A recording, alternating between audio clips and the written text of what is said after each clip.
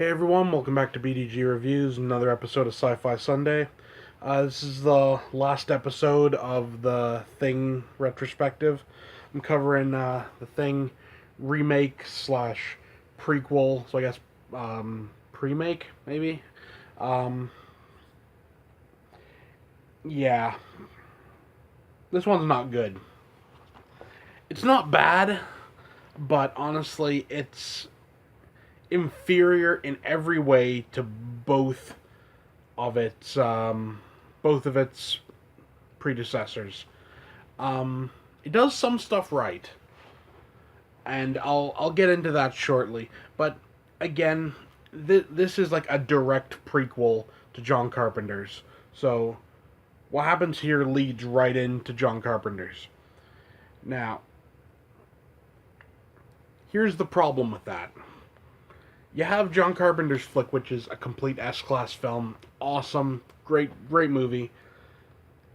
Then you have this, which is like a 5 out of 10, honestly.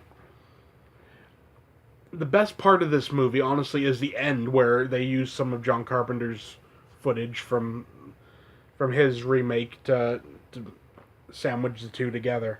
The thing with this is it's completely unnecessary.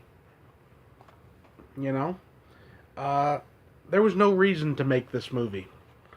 The Thing was fine on its own. Re-release The Thing into theaters. That would have been a better time use than this. Now, here's what this movie did right. For one, there's women in it. It's just a bit more realistic, that you'd have women there.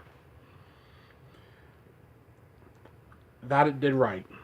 Also, the fact that it synced up with John Carpenter's. That was right. Honestly, the acting was okay. I didn't find anyone overly fake or anything, so that was pretty decent.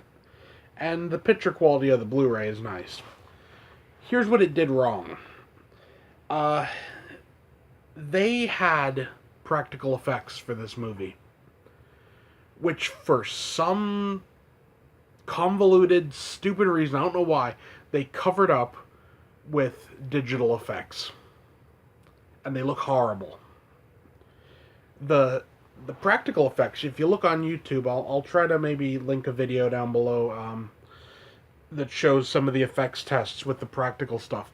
It was pretty damn good. It was creepy looking. It would have really worked. But then they just kind of glossed everything over and put like damn CG versions over it. I've said before, CG can work in certain situations. And honestly, The Thing is something where it could work if done right. But essentially, what that is you need to use it for stuff that you can't do practically. If you can do it practically, honestly, with John Carpenter's The Thing as the template, you should have done it practically. What pisses me off more than anything is the fact it was done practically. We've seen the footage of it done practically. It worked. It looked good. I don't know. I really don't know. Another problem with this is the fact that this is interesting because this is a plus and a minus. I said it. A plus of it was the fact that it joined up directly to John Carpenter's, which is a legitimate thing. It's a legitimate good point, but it's also a bad point in that essentially this is the same movie. So if you were to watch them back to back, you'd be like, what's the point? It's the same story twice. And the second version is better because it's the original remake, if you will. So yeah, The Thing Premake, 5 out of 10. Honestly, it's something you could have gone a completely different direction with this. You could have done a different type of movie. You could have done a remake in a different way that would have been interesting. You know, but you know, Universal and everyone behind this, uh, you got lazy.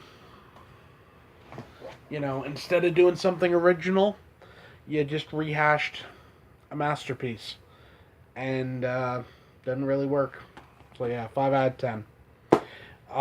Like I said, I'll try to find those the footage of the effects tests, trailer, and down below also is the Patreon and merch shop link if you feel like helping out the channel. Would be appreciated. Yeah, but that's it for now. See you next time.